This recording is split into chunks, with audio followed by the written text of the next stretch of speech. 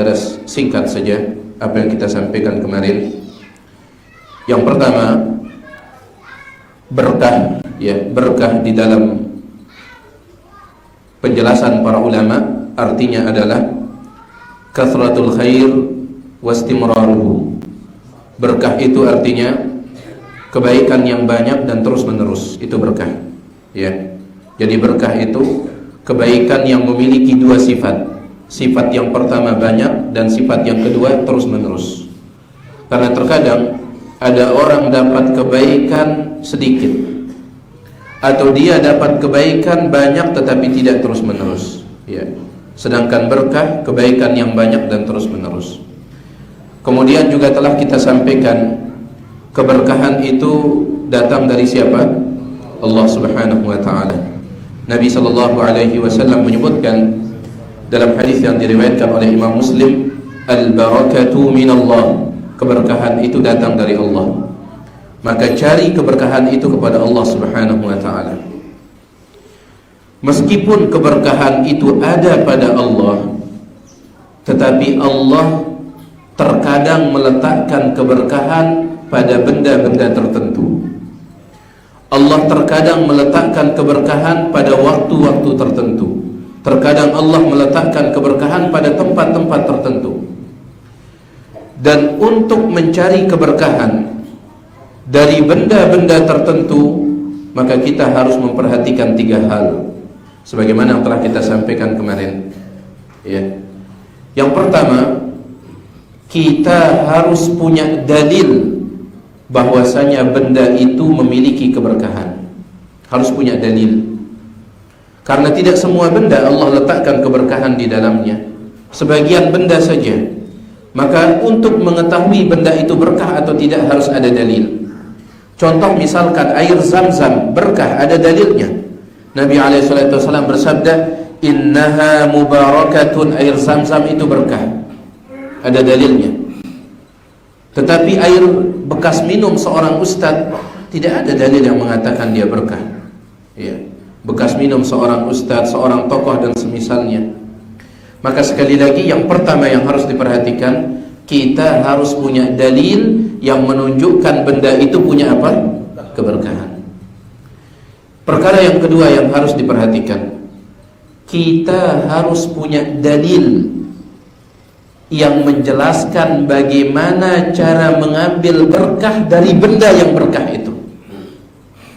Terkadang bendanya sudah berkah, ada dalil yang mengatakan benda itu berkah, tetapi cara kita mencari keberkahannya yang tidak disebutkan oleh dalil, sehingga jatuhlah kita di dalam mencari keberkahan yang bid'ah. Kata para ulama, tabarrukun bid'i, mencari keberkahan yang bid'ah. Contoh, Ka'bah itu berkah. Ka'bah berkah. Bagaimana cara mencari keberkahan dari Ka'bah? Dengan mengusap bagian Ka'bah yang ada dalil yang menyebutkan untuk diusap, ya.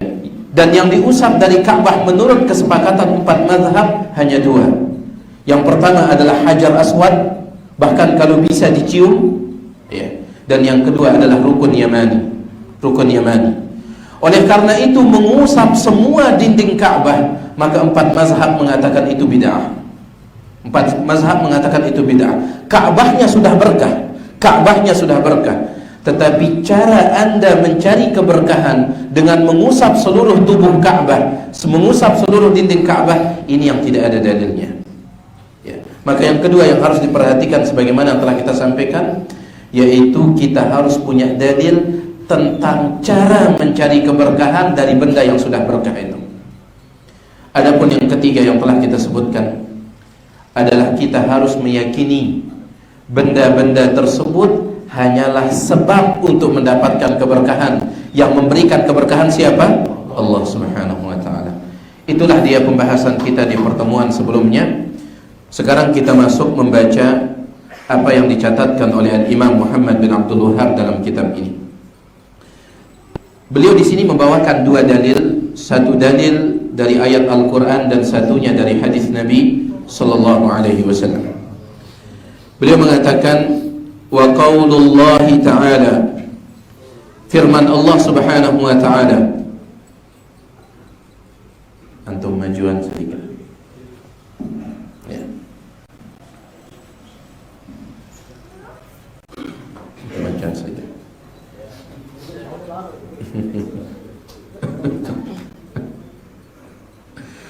Baik. Mudah-mudahan tubuh antum tanda keberkahan.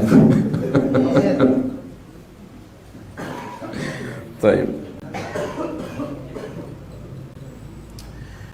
Firman Allah Subhanahu wa taala dalam surah An-Najm ayat 19.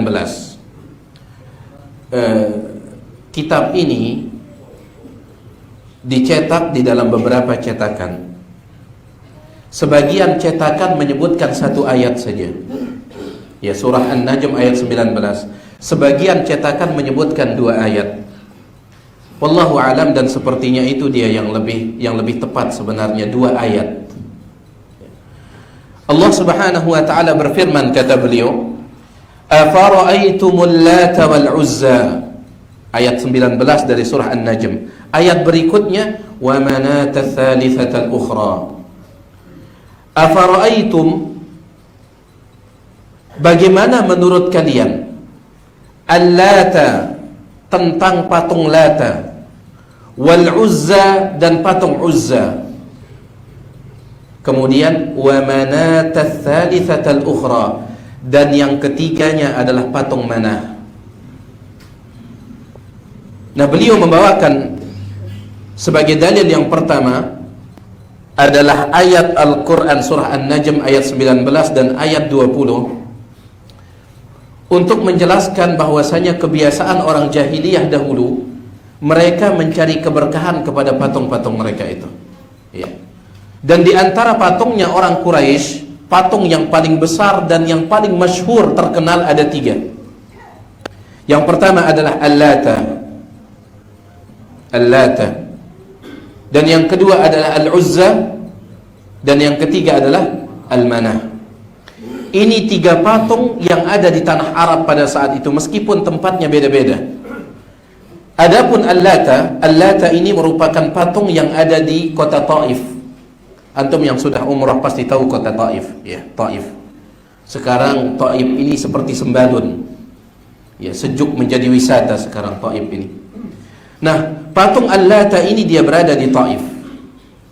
Sedangkan patung Al-Uzza dia berada di sebuah tempat namanya As-Sail, antara Mekah dengan Taif. Antara Mekah dengan Taif, tetapi lebih dekat dengan Mekah. Paham antum ini? Nah, ini Mekah, ini Taif.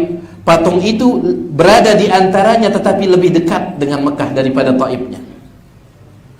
Itu patung Al-Uzza. Sedangkan Al-Manah dia berada di sebuah tempat namanya Al-Mushallal.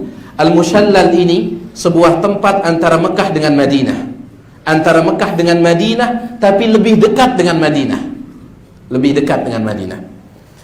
Jadi posisi dari tiga patung ini berbeda-beda, tempatnya berbeda-beda. Yang pertama, Al-Lata di Taif.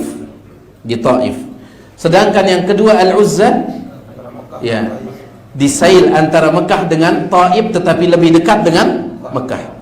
Makanya para ulama mengatakan dari tiga patung ini, patung yang paling dekat dengan kota Mekah adalah ini, Al-Uzza. Sedangkan Al-Manata dia berada antara Mekah dengan Madinah, tetapi lebih dekat ke Madinah.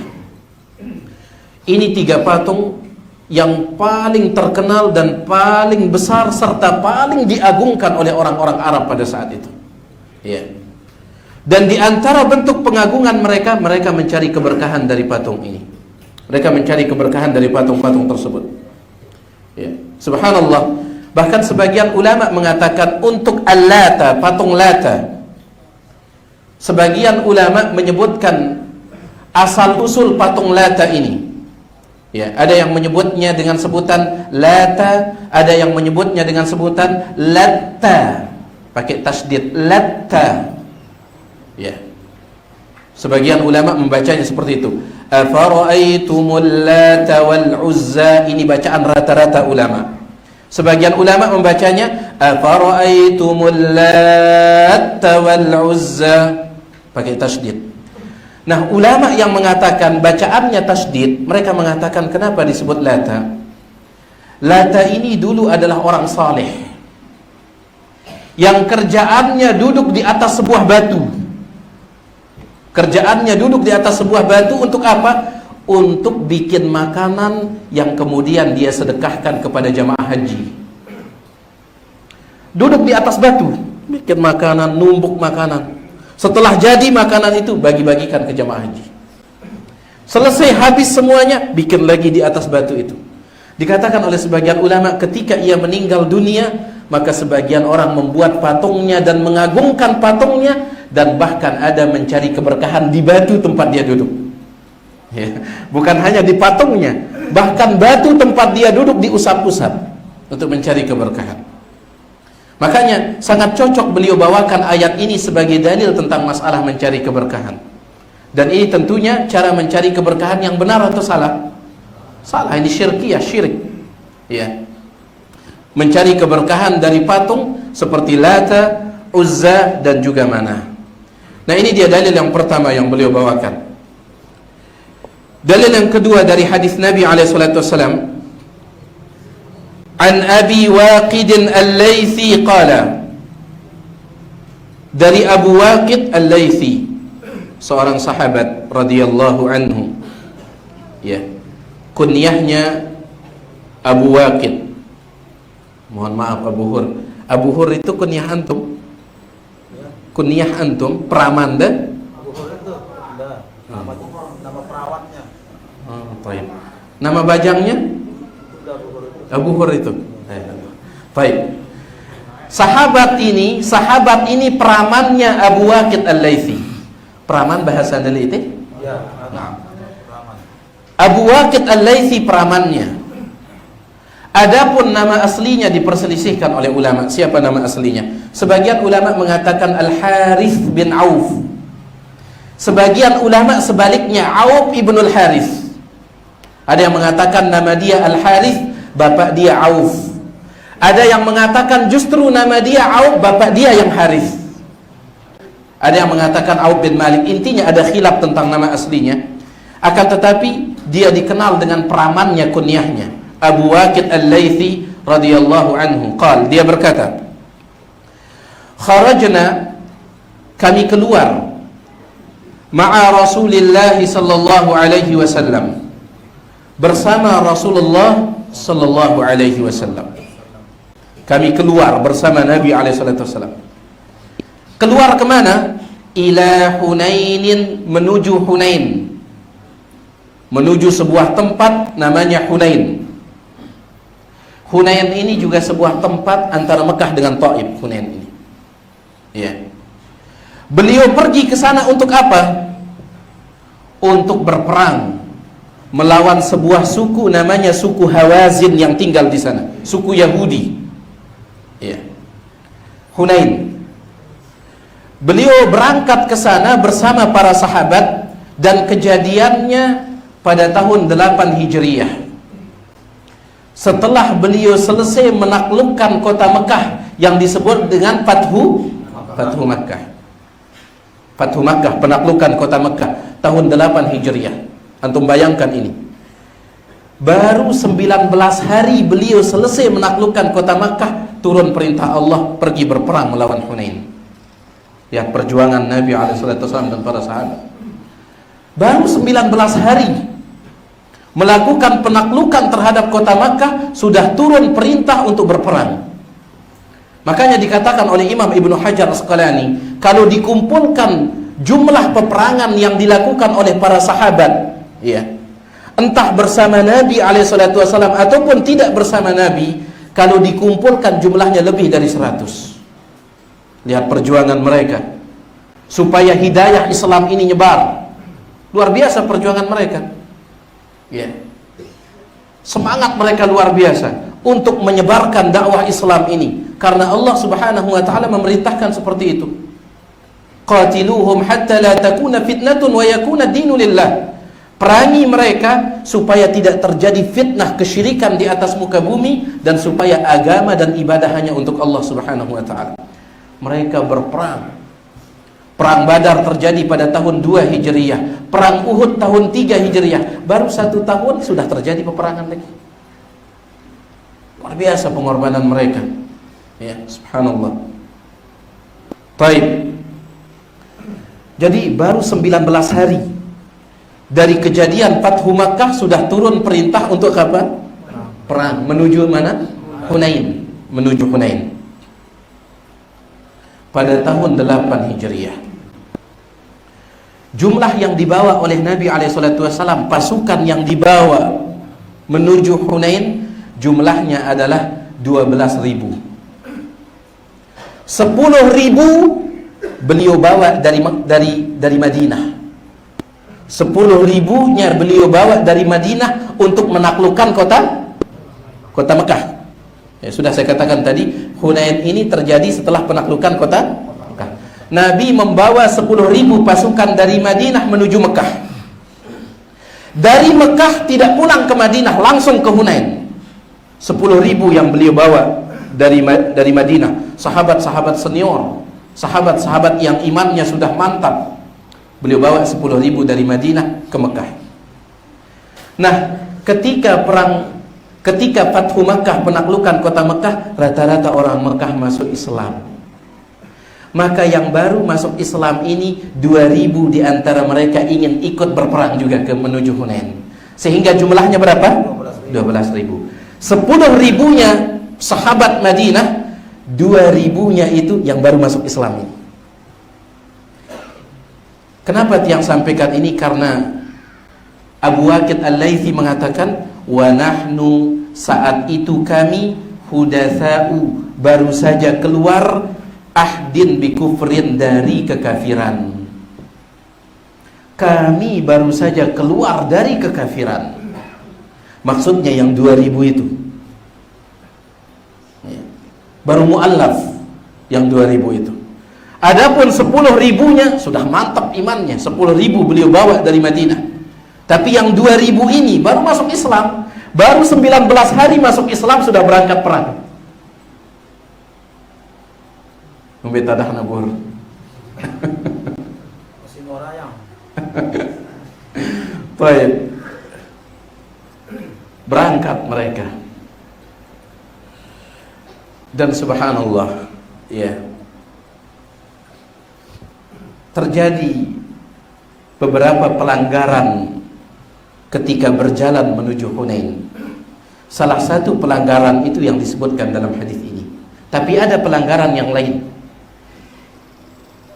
Sebagian dari mereka bangga dengan jumlah yang banyak pada saat itu. Berapa jumlahnya? 12.000. Kata mereka, lan nuglaba min qillah. Kita tidak akan mungkin kalah pada saat ini. Kenapa? Jumlah kita banyak. Tidak lagi sedikit seperti sebelumnya. Sedikit saja kita menang. Perang Badar 319 sahabat melawan 1.000 orang kafir. Mana yang menang? 319 sahabat menang. Sedikit padahal. Ya. Perang Uhud 2 ronde. Ronde yang pertama umat Islam menang, padahal jumlah mereka 700. Sedangkan orang kafir 3.000. Ronde pertama menang, tapi ronde yang kedua kalah karena mereka menyelisihi perintah Nabi SAW. Artinya ketika kita sedikit kita menang. Sekarang 12.000. Ya, bangga dengan jumlah. Sehingga sebagian mereka lupa kemenangan itu datang dari siapa? Allah. Bukan karena adat, bukan karena udat. Adat itu artinya jumlah, udat itu artinya persiapan, perlengkapan. La adat wala udat, bukan. Tapi karena Allah Subhanahu wa taala. Wa man nasru illa min indillah, tidaklah kemenangan itu kecuali datang dari Allah. 12.000. Subhanallah, Allah jadikan mereka kocar-kacir yang 12.000 ini. Allah berikan para sahabat pelajaran. Jumlah bukan tolak ukur. Allah abadikan kisahnya dalam surah At-Taubah. Wa yawma Hunainin idh a'jabatkum kathratukum, pada perang Hunain ketika kalian takjub bangga dengan jumlah kalian, falam tughni ankum syai'a, ternyata tidak ada manfaatnya sedikit pun. Tidak ada manfaatnya sedikit. Perang Badar 319 menang. Karena mereka betul-betul tawakal kepada Allah. 319 lawan 1.000. Tawakal luar biasa. Wa may yatawakkal 'ala Allah fa huwa hasbuh. Siapa yang tawakal kepada Allah, Allah cukupi semua apa yang dibutuhkan. Ya. Baik. Itu di antara pelanggaran. Ada juga pelanggaran yang lain yang akan kita bacakan sekarang. Jadi Abu Waqid Al-Laythi dia mengatakan, kami keluar bersama Rasul alaihissalam menuju perang Hunain tahun 8 Hijriyah. Wa nahnu, saat itu kami hudatsa'u ahdin, baru saja keluar bikufrin, dari kekufuran, baru mu'allaf. Walil musyrikina, orang-orang musyrikin jahiliyah memiliki, orang-orang musyrikin jahiliyah memiliki, mempunyai sidratun, sebuah pohon bidara. Kalau bahasan tiang, beduri. Beduri juga sini. Baik. Orang musyrikin jahiliyah mereka memiliki satu pohon beduri, bidara. Ya'kifuna indaha, yang mereka selalu i'tikaf di pohon itu, kumpul di pohon itu. Untuk apa? Untuk mengagungkan pohon tersebut dan mencari keberkahan. Wa yanutuna biha aslihatahum, wa yanutun, dan mereka menggantungkan di pohon bidara tersebut aslihatahum, senjata-senjata mereka. Dulu orang jahiliyah mereka punya satu pohon bidara. Dalam riwayat Imam Ahmad, sidratin khadra azimah, pohon bidara yang warnanya hijau, azimah, dan besar. Besar.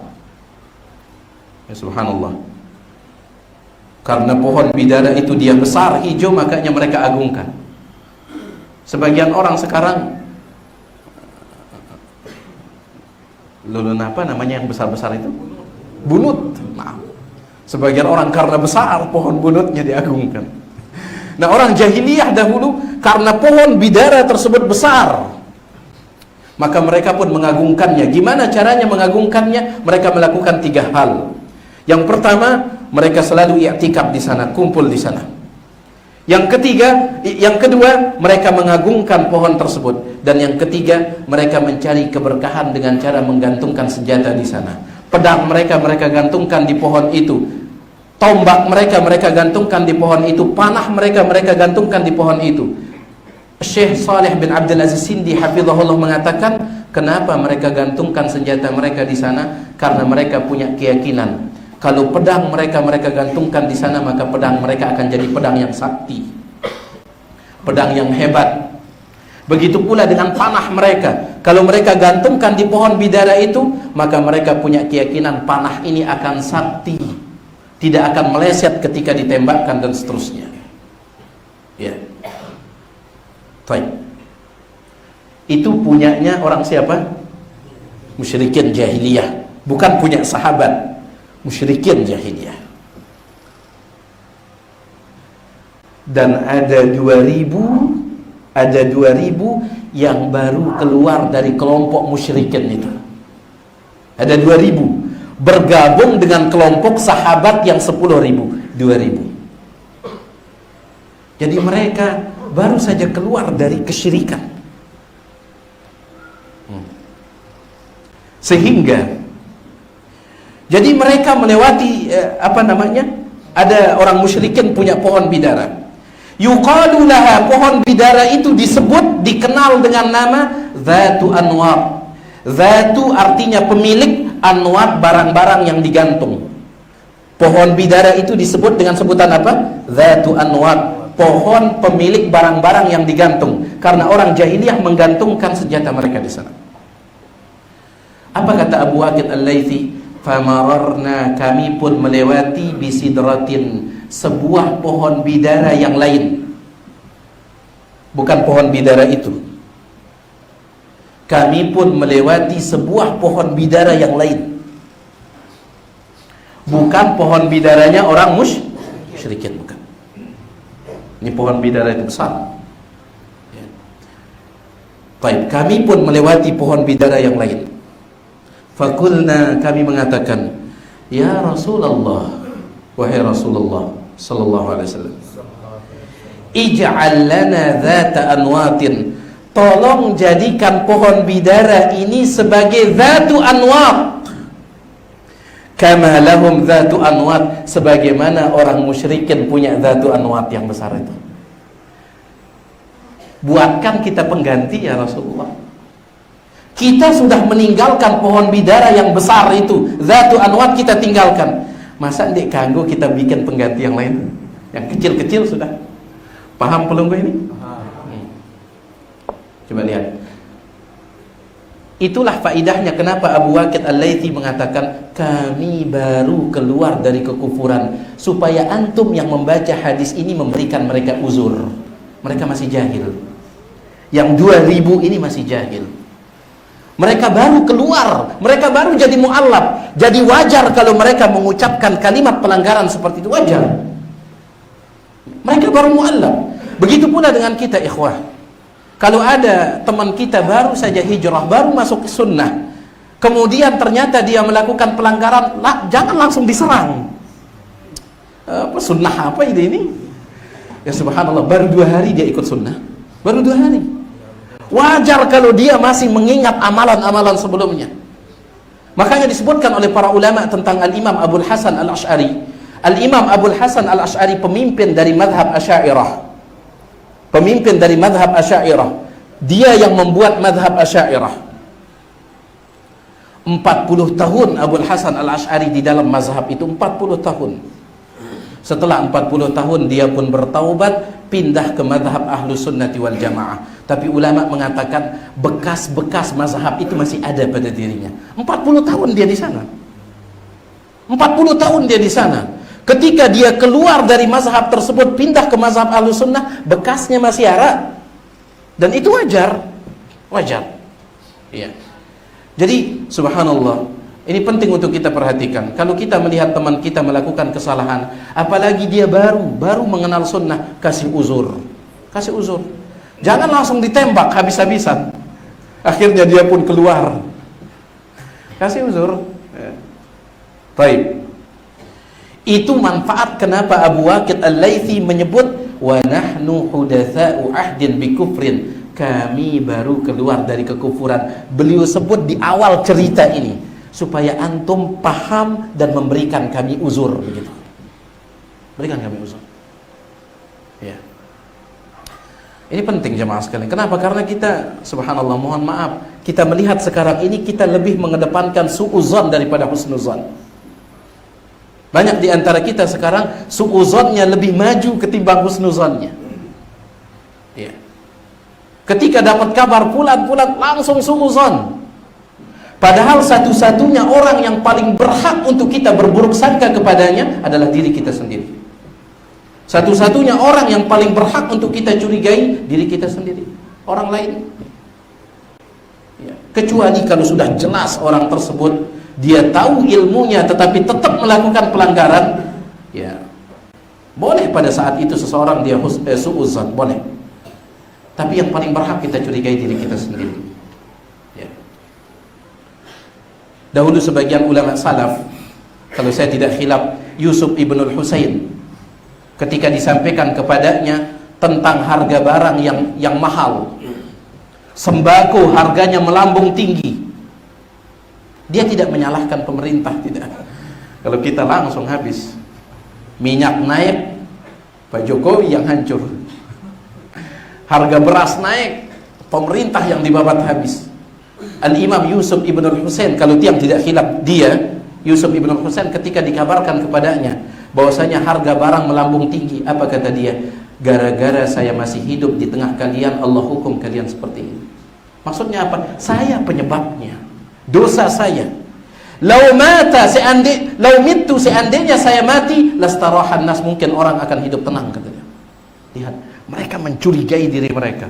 Kalau memang antum butuh target untuk suudzon, untuk berburuk sangka, tunjuk diri antum sendiri. Saya targetnya. Bukan fulan. Lah. Ya seperti itu. Baik.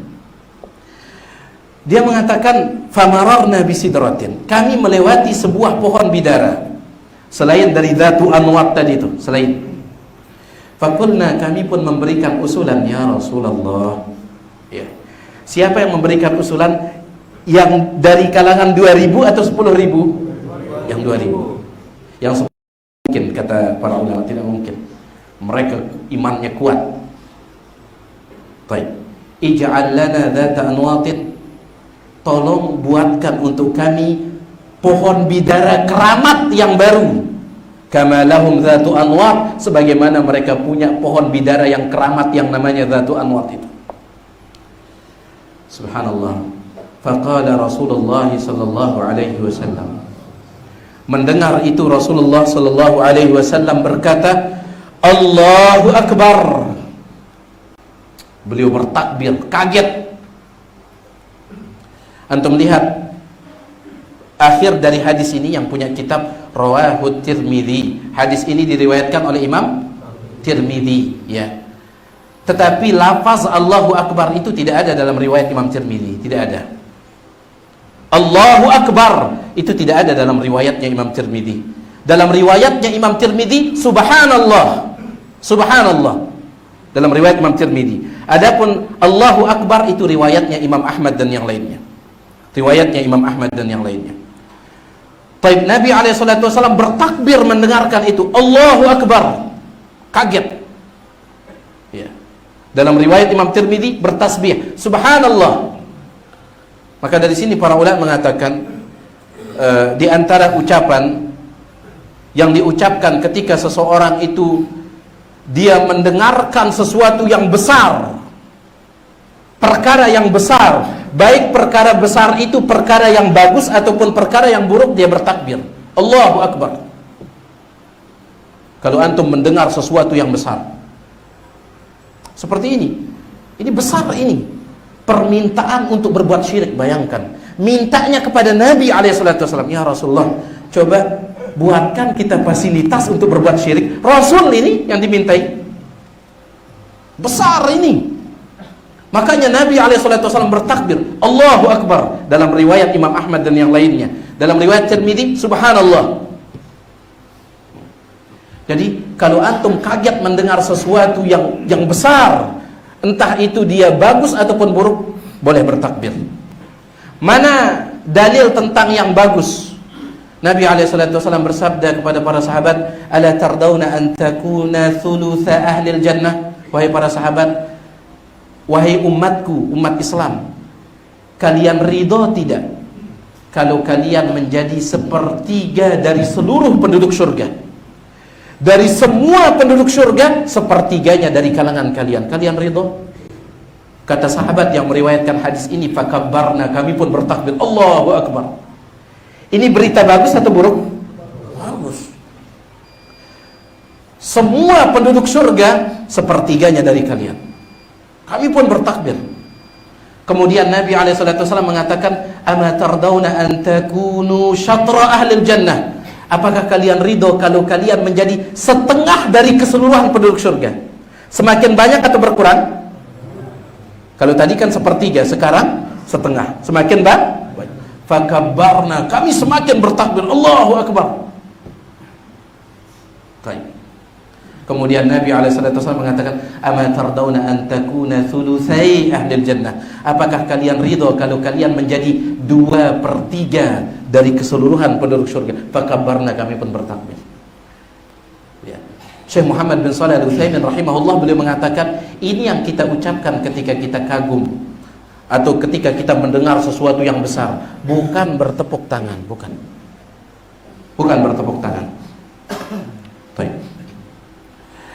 Dalam sebagian riwayat Nabi mengatakan subhanallah. Ya. Kenapa beliau mengatakan subhanallah? Ulama mengatakan di antara fungsi kalimat subhanallah adalah untuk menegur kesalahan. Makanya ketika antum salat berjamaah, imam melakukan kesalahan, negurnya pakai apa? Subhanallah. Subhanallah atau astagfirullah? Subhanallah. Untuk jamaah laki-laki, makmum laki-laki, imamnya melakukan kesalahan, imamnya lupa ruku, subhanallah. Dan ini kesalahan, bahkan bukan kesalahan kecil, kesalahan besar. Mereka minta fasilitas untuk berbuat syirik, subhanallah, dalam riwayat Imam Tirmidzi. Ya.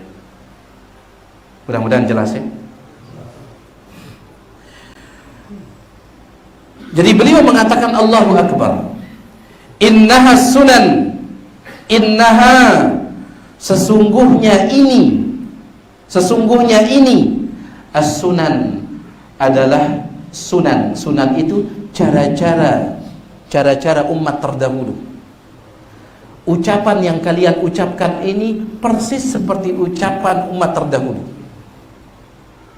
Qultum, kalian telah mengucapkan, walladzi nafsi biyadihi, demi Allah yang jiwaku berada di tangannya, kama qalat Banu Israel, seperti ucapan Bani Israel li Musa, kepada Nabi Musa. Ya. Mirip ucapan kalian ini. Apa ucapan Bani Israel kepada Nabi Musa alaihissalam? Allah sebutkan dalam Al-Quran, mereka mengatakan, ij'al lana ilahan, wahai Musa, buatkan untuk kami satu Tuhan selain daripada Allah.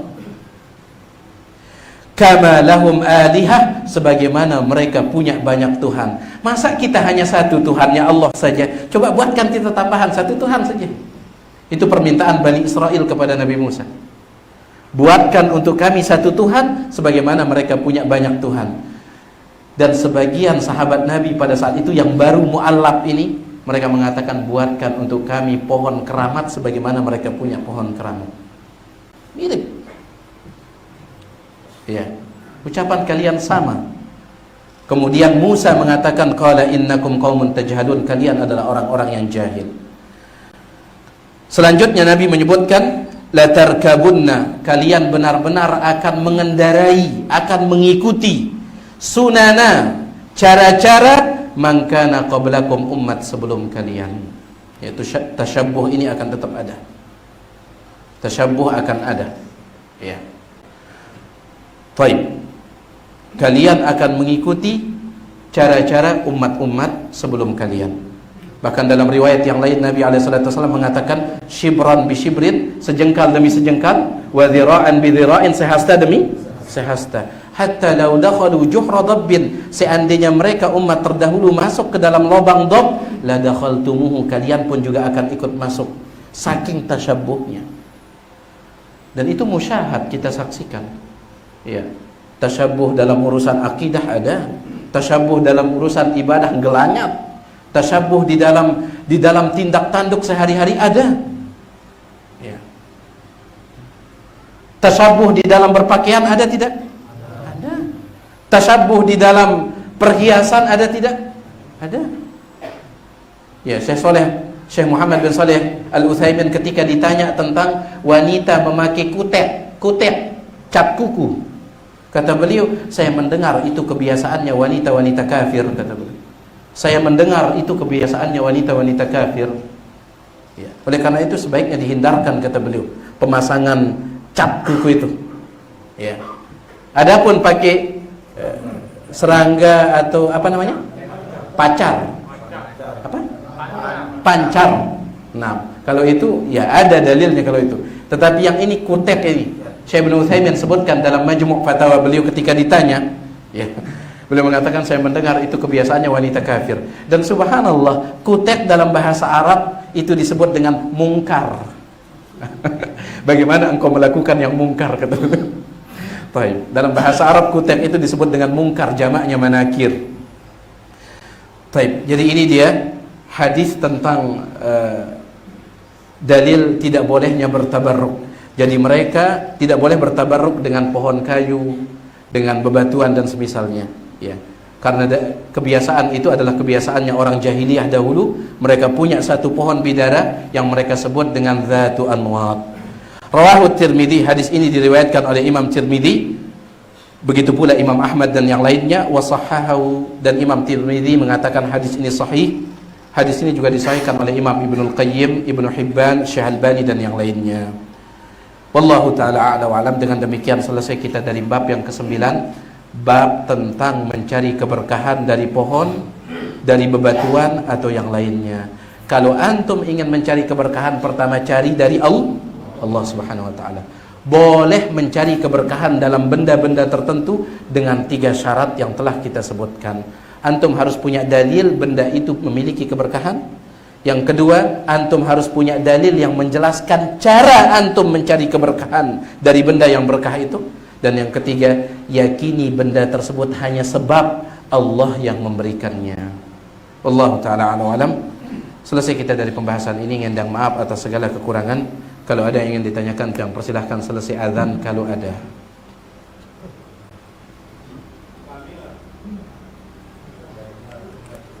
Sudah